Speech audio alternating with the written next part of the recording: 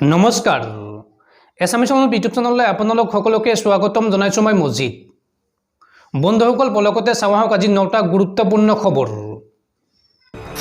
প্ৰথমটো খবৰ ভাৰতবৰ্ষত বৈধ হ'ল যৌনবৃত্তিক বৈধতা প্ৰদান কৰিলে দেশৰ উচ্চতম ন্যায়ালয়ে যৌনবৃত্তিক বৈধতা দেশৰ উচ্চতম ন্যায়ালয়ৰ এতিয়াৰ পৰা যৌনকৰ্মীৰ বিৰুদ্ধে ৰুজু নহয় কোনো অপৰাধমূলক গোচৰ যৌনকৰ্মীৰ বিৰুদ্ধে অপৰাধমূলক ব্যৱস্থা গ্ৰহণ কৰা উচিত নহয় এই মন্তব্য কৰিছে সুপ্ৰিম কোৰ্টে 21 নং অনুচ্ছেদৰ অধীনত প্ৰতিজন ব্যক্তিৰ আছে জীৱনৰ অধিকাৰ ন্যায়াধীশ এল নাগেশ্বৰ ৰাও বিচাৰপীঠৰ এই নিৰ্দেশ যৌনকৰ্মীক গ্ৰেপ্তাৰ হাৰাশাস্তিৰ পৰা আৰক্ষীক বিৰত থাকিবলৈ নিৰ্দেশ সুপ্ৰিম কোৰ্টৰ এই বিষয়ে 27 জুলাইত কেন্দ্ৰীয় চৰকাৰে মতামত দিব লাগিব উচ্চতম ন্যায়ালয়ক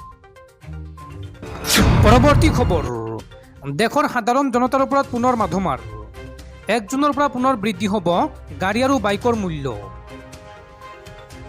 পুনৰ সাধাৰণ জনতাৰ ওপৰত মাধমাৰ 1 জুনৰ পৰা বৃদ্ধি হ'ব গাড়ী আৰু বাইকৰ মূল্য বৰ্তমানৰ তুলনাত অধিক মূল্যত ক্ৰয় কৰিব লাগিব দুচকীয়া বাহন আৰু চাৰিচকীয়া বাহন পথ পৰিবহণ বিভাগে জাৰি কৰিছে বিশেষ অধিসূচনা বৃদ্ধি হ'ব ইঞ্চুৰেঞ্চৰ প্ৰিমিয়াম 17% পৰ্যন্ত বৃদ্ধি পাব এই প্ৰিমিয়াম পৰৱৰ্তী খবৰ কংগ্ৰেছৰ পৰা পদত্যাগ কংগ্ৰেছৰ জ্যেষ্ঠ নেতা তথা প্ৰাক্তন মন্ত্ৰী ৰকিবুল হুছেইনৰ কালিৰ দিনটোত এই বাতৰি সম্প্ৰচাৰ কৰিছিল অসমৰ একাংশ সংবাদ মাধ্যমে আৰু তাৰ পিছতে ক্ষুব্ধ হৈ পৰিছে অসম প্ৰদেশ কংগ্ৰেছ কমিটিৰ সভাপতি ভূপেন বৰাই মন্তব্য কৰি কয় যে এই বাতৰি সম্পূৰ্ণ ভুৱা ৰকিবুল হুছেইনে পদত্যাগ কৰা নাই কংগ্ৰেছৰ পৰা ৰকিবুল হুছেইনৰ পদত্যাগৰ বাতৰি অপপ্ৰচাৰ এই মন্তব্য কৰিছে ভূপেন বৰাই পদত্যাগ কৰা নাই ৰকিবুল হুছেইনে অসম প্ৰদেশ কংগ্ৰেছ কমিটিৰ সভাপতি ভূপেন কুমাৰ বৰাই প্ৰকাশ কৰিলে এই স্পষ্টীকৰণ জ্যেষ্ঠ কংগ্ৰেছী নেতাগৰাকীয়ে কংগ্ৰেছৰ পৰা পদত্যাগ কৰাৰ খবৰ বিয়পি পৰাৰ পিছতেই ভূপেন বৰাই কয় যে জ্যেষ্ঠ কংগ্ৰেছ নেতাগৰাকী হজযাত্ৰাত আছে তেওঁৰ এই ধৰ্মীয় যাত্ৰাৰ সময়তেই এইদৰে অপপ্ৰচাৰ হোৱা কাৰ্যত দুখ প্ৰকাশ কৰিছোঁ ইফালে অসম প্ৰদেশ কংগ্ৰেছ কমিটিৰ সংবাদ মাধ্যম কোষৰ পৰা প্ৰেৰণ কৰা এক বিবৃতিত ভূপেন বৰাই এই বাতৰিক নস্যাৎ কৰাৰ লগতে সম্পূৰ্ণ খবৰ এক অপপ্ৰচাৰ মিছা আৰু ভিত্তিহীন বুলি উল্লেখ কৰিছে ভূপেন বৰাই বন্ধুসকল তাৰ পিছৰ 4 নম্বৰ খবৰটো জনোৱাৰ আগতে আপোনালৈ এটা সৰু ৰিকুৱেষ্ট যদি এতিয়ালৈকে এইটো ভিডিঅ'ত লাইক কৰা নাই তেন্তে প্লিজ এটা লাইক কৰি দিয়ক আৰু এনেকুৱা ধৰণৰ নতুন ভিডিঅ' পাবলৈ চেনেলটো ছাবস্ক্ৰাইব কৰি কাষত থকা বেল আইকনটো প্ৰেছ কৰি ৰাখক পৰৱৰ্তী খবৰ ৰাজ্য কঁপাই যোৱা বটদ্ৰা কাণ্ডৰ তদন্তৰ বাবে গঠন কৰা হ'ল 6জনীয়া SIT কমিটি বটদ্ৰা কাণ্ডৰ তদন্তৰ বাবে SIT গঠন সমগ্ৰ ঘটনাৰ তদন্তৰ বাবে গঠন কৰা হৈছে 6জনীয়া SIT কমিটি নগাঁৱৰ অতিৰিক্ত আৰক্ষী অধীক্ষক নিৰুপম হাজৰিকাৰ নেতৃত্বত গঠন কৰা হৈছে এই কমিটিখন অতিৰিক্ত আৰক্ষী অধীক্ষক নিৰুপম হাজৰিকাৰ নেতৃত্বত গঠিত এই কমিটিত আছে উপ আৰক্ষী অধীক্ষক ত্ৰিদিম কুম্বাং লগতে আছে বটদ্ৰা থানাৰ ভাৰপ্ৰাপ্ত বিষয়া চিৰঞ্জীৱ লাহন ধিং আৰক্ষী থানাৰ ভাৰপ্ৰাপ্ত বিষয়া মিঠু দাস হৈবৰগাঁও টাউন আউটপোষ্টৰ ভাৰপ্ৰাপ্ত বিষয়া তৰংগ পাটোৱাৰী কাৰিকৰী বিভাগৰ আৰক্ষী পৰশমণি হীৰাও আছে এই SIT কমিটিত 2 মাহৰ ভিতৰত এই তদন্তকাৰী দলটোৱে দাখিল কৰিব তদন্তৰ প্ৰতিবেদন ইফালে বটদ্ৰা কাণ্ডত নগাঁও আৰক্ষীৰ কি গাফিলতি আছে তাৰ তদন্ত আৰম্ভ হৈছে কাৰ্বি আংলঙৰ অতিৰিক্ত আৰক্ষী অধীক্ষক প্ৰকাশ সোণোৱালে কৰিছে এই তদন্ত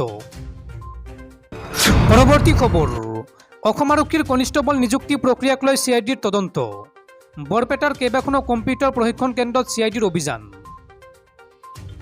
অসম আৰক্ষীৰ কনিষ্টবল নিযুক্তি প্ৰক্ৰিয়াক লৈ CIDৰ তদন্ত বৰপেটাৰ কেইবাখনো কম্পিউটাৰ প্ৰশিক্ষণ কেন্দ্ৰত CIDৰ অভিযান কম্পিউটাৰ প্ৰশিক্ষণ কেন্দ্ৰত নথিপত্ৰ পৰীক্ষা দলটোৰ অসম আৰক্ষীত নিয়োগৰ বাবে বহু প্ৰাৰ্থীয়ে দিছিল ভুৱা নথিপত্ৰ ভুৱা বুলি চিনাক্ত হোৱা প্ৰাৰ্থীৰ নথিৰ পুনৰ পৰীক্ষণ CIDৰ বৰপেটাৰ কলেজ চক মুছলিমপট্টি সনকুচি কলনীত CIDৰ অভিযান কনিষ্টবল পদৰ প্ৰায় 400গৰাকী প্ৰাৰ্থীয়ে ভুৱা কম্পিউটাৰ নথি দিয়াৰ অভিযোগ উত্থাপন হৈছে অসম আৰক্ষীয়ে তদন্তৰ দায়িত্ব অৰ্পণ কৰিছিল CIDক পৰৱৰ্তী খবৰ আন্তৰ্জাতিক বক্সিং সংস্থাৰ অধ্যক্ষ হিচাপে নিৰ্বাচিত হ'ল লাভলীনা বৰগোহাঁই বক্সাৰ আৰু অলিম্পিক মেডেলিষ্ট লাভলীনা বৰগোহাঁই আন্তৰ্জাতিক বক্সিং এছ'চিয়েশ্যন চমুকৈ IBAৰ অধ্যক্ষ হিচাপে নিৰ্বাচিত হৈছে কেন্দ্ৰীয় যুৱ পৰিক্ৰমা আৰু ক্ৰীড়া মন্ত্ৰী অনুৰাগ ঠাকুৰে টুইটাৰ যোগে এই কথা জনায়। তদুপৰি boxer Shiva Thapa IBF boxing athlete সমিতিৰ সদস্য হিচাপে নিৰ্বাচিত হৈছে। বৃহস্পতিবাৰে আন্তৰ্জাতিক বক্সিং এছ'চিয়েশ্যন চমুকৈ IBI কয় যে অলিম্পিকৰ ব্ৰঞ্জৰ পদক বিজয়ী লাভলীনা বৰগোহাঁই এথলীট সমিতিৰ পৰিচালক মণ্ডলীত অধ্যক্ষ আৰু ভোটিং সদস্য হিচাপে নিৰ্বাচিত হৈছে। 2022 চনৰ মহিলা বিশ্ব চেম্পিয়নশ্বিপত অনুষ্ঠিত নিৰ্বাচনৰ সময়ত লাভলীনাই সৰ্বাধিক সংখ্যক ভোট লাভ কৰিছিল। আন্তৰ্জাতিক বক্সিং এছ'চিয়েশ্যন চমুকৈ IBIৰ অধ্যক্ষ হিচাপে নিৰ্বাচিত হৈ লাভলীনাই কয় যে IBIৰ এথলীট কমিটিৰ অধ্যক্ষ হিচাপে নিৰ্বাচিত হোৱাৰ বাবে মই সন্মানিত অনুভৱ কৰিছোঁ। মই সদস্য হ'ম বুলি আশা কৰিছিলোঁ, কিন্তু কেতিয়াও ভবা নাছিলোঁ যে মই সমিতিৰ অধ্যক্ষ হ'ম। ই মোক ভাৰতীয় বক্সিং আৰু বিশেষকৈ মহিলা বক্সিঙক বিশ্বৰ আন বক্সাৰসকলৰ বাবে প্ৰচাৰ কৰাত সহায় কৰিব। বক্সিঙৰ প্ৰচাৰৰ বাবে এইটো মোৰ বাবে এক বৃহৎ সুযোগ, আৰু মই প্ৰথমে বিশ্বৰ আন সদস্য আৰু বক্সাৰসকলৰ সৈতে বক্সিঙত কি সম্বোধন কৰিব লাগিব সেই বিষয়ে আলোচনা কৰাৰ পৰিকল্পনা কৰিছোঁ, আৰু তাৰ পিছত সেই পৰামৰ্শ আৰু অভিযোগবোৰ পৰিচালক সমিতিৰ পৰিষদলৈ লৈ যাম। এইদৰে মন্তব্য কৰে লাভলীনা বৰগোহাঁইয়ে। পৰৱৰ্তী খবৰ, মুখ্যমন্ত্ৰী হিমন্ত বিশ্ব শৰ্মাই বান সাহায্য বিচৰাৰ পূৰ্বে কোভিড কেয়াৰ ফাণ্ডৰ হিচাপ দিয়ক হিমন্ত বিশ্ব শৰ্মাই। মুখ্যমন্ত্ৰীৰ পৰা এইবাৰ হিচাপ খুজিলে আম আদমি পাৰ্টীয়ে। মুখ্যমন্ত্ৰীৰ পৰা হিচাপ খুজিলে আম আদমি পাৰ্টীয়ে। বান সাহায্য বিচৰাৰ পূৰ্বে কোভিড কেয়াৰ ফাণ্ডৰ হিচাপ দিয়ক হিমন্ত বিশ্ব শৰ্মাই।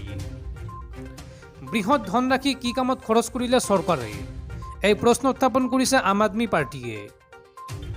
কোভিড কেয়াৰ ফাণ্ডক বৃহৎ কেলেংকাৰী আখ্যা আম আদমি পাৰ্টীৰ। জনতাৰ ওচৰত জবাবদিহি হ'ব লাগিব চৰকাৰ, এই মন্তব্য কৰিছে আম আদমি পাৰ্টীয়ে। পৰৱৰ্তী খবৰ, নেপালৰ দৰ বাহাদুৰলৈ বিশ্বৰ আটাইতকৈ চাপৰ কিশোৰৰ স্বীকৃতি গিনিছ ৱৰ্ল্ড ৰেকৰ্ডছৰ। গিনিছ ৱৰ্ল্ড ৰেকৰ্ডছে নেপালৰ কাঠমাণ্ডুৰ দৰ বাহাদুৰক বিশ্বৰ আটাইতকৈ চাপৰ কিশোৰ হিচাপে স্বীকৃতি দিছে। গিনিছ ৱৰ্ল্ড ৰেকৰ্ডছৰ কৰ্তৃপক্ষই জানিবলৈ দিয়া মতে যোৱা 23 মাৰ্চত কাঠমাণ্ডুত দৰ বাহাদুৰৰ উচ্চতাৰ জোখ লোৱা হৈছিল। মাপৰ সময়ত তেওঁৰ উচ্চতা 73.43 চেণ্টিমিটাৰ অৰ্থাৎ 2 ফুট 4.9 ইঞ্চি পোৱা গৈছিল। উল্লেখযোগ্য যে দৰ বাহাদুৰ খাপাংগীৰ জন্ম হৈছিল 2004 চনৰ 14 নৱেম্বৰত। 17 বৰ্ষীয় দৰ কাঠমাণ্ডুৰ পৰা প্ৰায় 130 কিলোমিটাৰ দক্ষিণ পূব দিশত অৱস্থিত চিন্দুলি জিলাত নিজ পিতৃ মাতৃ আৰু ভাতৃৰ সৈতে বাস কৰে। কৃষক দম্পতীহালৰ কনিষ্ঠ পুত্ৰ দৰে গাঁওখনৰে এখন বিদ্যালয়ত অধ্যয়ন কৰে। কাঠমাণ্ডুত অনুষ্ঠিত হোৱা এক অনুষ্ঠানত দৰ বাহাদুৰ খাপাংগীক নেপাল পৰ্যটন বৰ্ডৰ মুখ্য কাৰ্যবাহী বিষয়া ধনঞ্জয় ৰেগমীয়ে প্ৰমাণপত্ৰ প্ৰদান কৰে বুলি গিনিছ ৱৰ্ল্ড ৰেকৰ্ডছে সদৰি কৰিছে। দৰৰ জ্যেষ্ঠ ভাতৃ নাৰা বাহাদুৰ খাপাংগীয়ে দৰে গিনিছ ৱৰ্ল্ড ৰেকৰ্ডছৰ স্বীকৃতি পত্ৰ লাভ কৰাৰ বাবে গৌৰৱ অনুভৱ কৰিছে বুলি জানিবলৈ দিছে। গিনিছ ৱৰ্ল্ড ৰেকৰ্ডছৰ স্বীকৃতিয়ে দৰৰ স্কুলীয়া শিক্ষাত সহায় কৰিব বুলি আশা কৰিছে নাৰা বাহাদুৰে।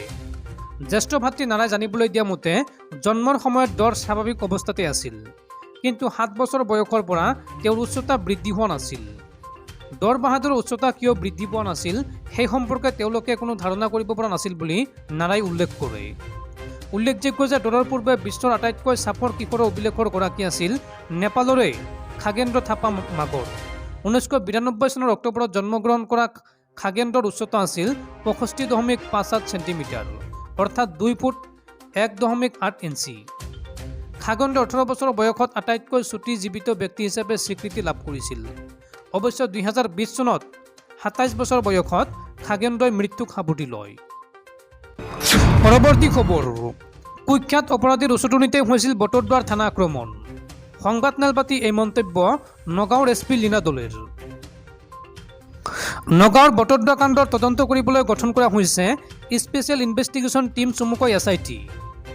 নগাঁও আৰক্ষীৰ নিৰাপত্তা আৰু চোৰাংচোৱা শাখাৰ অতিৰিক্ত আৰক্ষী অধীক্ষক নিৰুপম হাজৰিকাৰ নেতৃত্বত গঠন কৰা হৈছে এই SIT।